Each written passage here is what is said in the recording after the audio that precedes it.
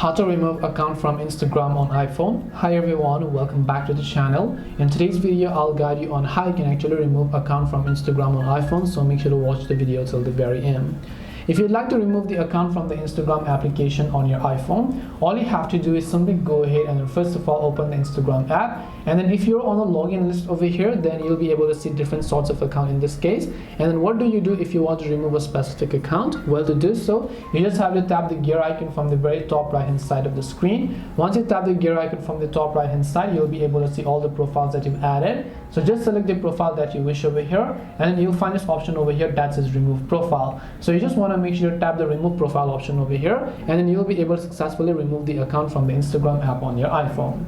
This way you can remove an account from the Instagram login list on the iPhone. Hope this video was very helpful to you guys, and if it did help you, make sure to leave a like and subscribe to the channel. If you have got any more questions, feel free to leave them down. Thank you very much for watching, and see you in the next video.